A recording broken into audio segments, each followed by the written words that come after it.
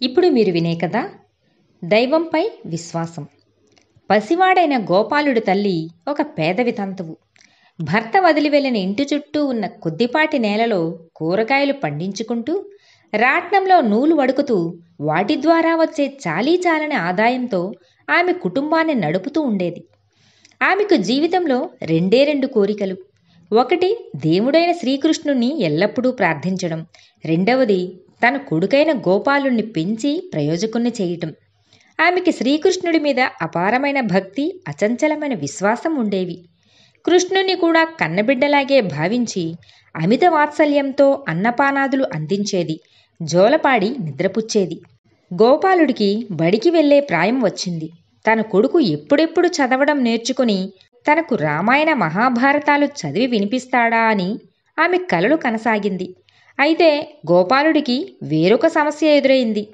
వాళ్ళ ఇంటికి గురుకుల పాఠశాలకు మధ్య చిట్టడవి ఉంది. బడికి వెళ్ళాలంటే ఆ చిట్టడవి గుండానే నడిచి వెళ్ళాలి. అడవి గుండా ఒంటరిగా వెళ్ళాలంటే గోపాలుడికి భయం పట్టుకుంది. దానిని గమనించిన వాడి తల్లి, నాయనా, అడవిలో నీకొక అన్నయ్య ఉన్నాడు. అతని పేరు కూడా గోపాలుడే. నీకు భయంగా ఉన్నప్పుడు అన్నయ్య అని గట్టిగా గొంతెత్తి పిలువు. తప్పకుండా నీకు తోడు వస్తాడు, భయపడకు అంది. అలాగా? ఆ విషయం నాకు తెలియదే. అయినా అడవిలో అన్నయ్య ఒంటరిగా ఏం చేస్తాడు అని అడిగాడు గోపాలుడు అమాయకంగా.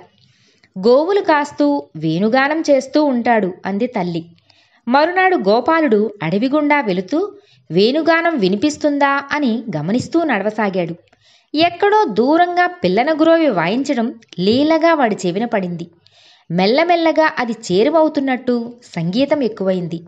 మైమరిపించే అంత అద్భుతమైన వేణునాదాన్ని వాడిప్పుడు వినలేదు. ఓ గోపాలన్నయ్య, నేను నీ తమ్ముణ్ణి. నా పేరు గోపాలుడే. అడవిలో ఒంటరిగా వెళ్ళడం భయంగా ఉంది, తోడుగా రావు అని బిగ్గరగా అరిచాడు గోపాలుడు. మరుక్షణమే వాడి పక్కన చేతిలో పిల్లన గురోవితో నవ్వుతూ గోపాలుడి కన్నా వయసులో కొద్దిగా పెద్దవాడైన కుర్రవాడు కనిపించాడు. గోపాలుడు ఆనందంగా కబుర్లు చెప్పుకుంటూ అతని వెంట నడిచి అడవిని దాటాడు. అప్పుడు పెద్ద గోపాలుడు, ఒక మాట చెబుతాను, వింటావా అని గోపాలుణ్ణి అడిగాడు. చెప్పు అన్నాడు గోపాలుడు. నాకు ఏవేవో పనులుంటాయి కదా, అందువల్ల మాటిమాటికి నన్ను పిలవవద్దు. నిజంగా నీకు భయం వేసినప్పుడు మాత్రమే పిలువు, సరేనా అన్నాడు ఆ పెద్ద గోపాలుడు. అలాగే, నువ్వు ఇక్కడే ఉన్నట్టు తెలిసిపోయింది కదా, ఇక నాకేం భయం లేదు. నిన్ను తలచుకుంటూ వెళతానుగా అన్నాడు గోపాలుడు. అదే మంచిది అన్నాడు పెద్ద గోపాలుడు. అడవి దాటడానికి నాకేం భయం లేదు. అయినా అడపాదడపా వస్తే ఇద్దరం కలిసి ఆడుకోవచ్చు కదా అన్నాడు ఆ చిన్న గోపాలుడు. అలాగే, ఆటలంటే నాకు ఇష్టమే, వస్తాను అంటూ అడవిలోకి వెళ్ళిపోయాడు పెద్ద గోపాలుడు. ఇంటికి చేరగానే అడవిలో కలుసుకున్న అన్నయ్యను గురించి గోపాలుడు తల్లికి చెప్పాడు. ఆ మాట వినగానే దేవుడి పట్ల కృతజ్ఞతతో ఆమె కళ్ళ నిండా ఆనంద బాష్పాలు పెళ్లిబుకాయి. మాట ఇచ్చినట్టే అడవిలోని పెద్ద గోపాలుడు పిలిచినప్పుడు వచ్చి గోపాలుడితో ఆడుకునేవాడు. కొన్ని రోజులు ఇలా గడిచాయి. గురుకులంలో గురువు చనిపోయిన తండ్రికి ఏటా సంవత్సరీకం పెట్టేవాడు. ఆ సందర్భంగా పిల్లలందరూ గురువుకు తమ చేతనైన సాయం అందచేయటం ఆనవాయితీ. ఆ సంవత్సరం కూడా ఆ సందర్భం వచ్చింది. గురువుకు ఇవ్వడానికి తన ఇంట ఏమీ లేదని గోపాలుడికి తెలుసు. కాబట్టి ఆ సంగతి తల్లికి చెప్పి ఆమె మనసు నొప్పించడం ఇష్టం లేక గోపాలుడు ఊరుకున్నాడు. అయినా ఉట్టి చేతులతో గురువును చూడడం ఎలాగా అన్న విచారంతో గురుకులం కేసి నడవసాగాడు. అప్పుడు అడవిలోని పెద్ద గోపాలుడు కనిపించి, ఎందుకలా విచారంగా ఉన్నావు అని అడిగాడు. గురువుగారికి ఇవ్వటానికి తన దగ్గర ఏమీ లేదని చెప్పాడు గోపాలుడు. అప్పుడు పెద్ద గోపాలుడు పాలతో ఉన్న కడవని గోపాలుడికిచ్చి గురువుకి సమర్పించమని చెప్పి వెళ్ళిపోయాడు.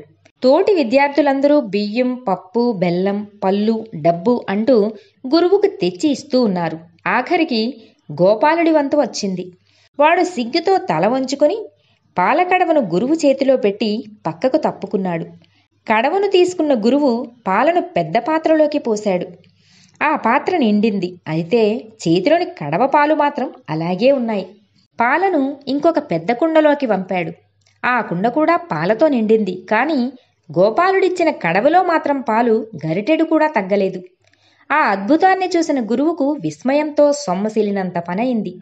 అతి కష్టం మీద నిలదొక్కుని కడవను తీసుకుపోయి లోపలి గదిలో భద్రంగా ఉంచి గోపాలుణ్ణి పిలిచి, ఆ పాలు ఎక్కడి నుంచి తెచ్చావు అని అడిగాడు.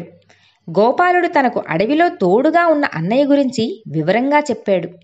అంతా విన్న గురువు, అలాగా, ఇప్పుడే నన్ను అక్కడికి తీసుకుపో నాయనా అంటూ గోపాలుడి వెంట బయలుదేరాడు. ఇద్దరూ అడవి చేరుకున్నాక గోపాలుడు బిగ్గరగా గొంతెత్తి అన్నయ్యా అని పిలిచాడు. అయినా అతడు రాలేదు. మళ్ళీ మళ్ళీ పిలిచాడు. కోపంతో అరిచాడు. అయినా ప్రయోజనం లేకపోయింది. చాలాసేపు గడిచిపోయింది.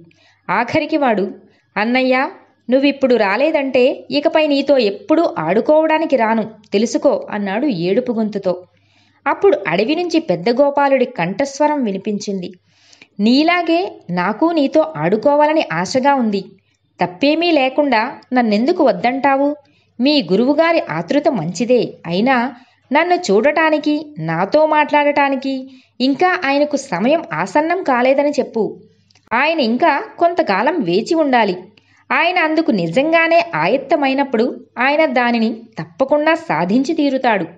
అప్పుడు గోపాలుడు, అన్నయ్య మాటలు విన్నారా గురుదేవా అని అడిగాడు. నాకేవీ వినిపించలేదే అన్నాడు గురువు. గోపాలన్నయ్య మాటలు నాకు స్పష్టంగా వినిపించాయే అంటూ తాను విన్న మాటలను గురువుకు చెప్పాడు గోపాలుడు. గురువు ఆనందంతో కన్నీళ్లు కారుస్తూ, చాలు నాయనా, నాకు ఇది చాలు. నీ ద్వారా నాకొక వరం సిద్ధించింది. పుణ్యాత్మురాలైన నీ తల్లి విశ్వాసం చాలా గొప్పది. నిర్మలమైన నీ ప్రేమ అసమానమైనది అన్నాడు గద్గద స్వరంతో.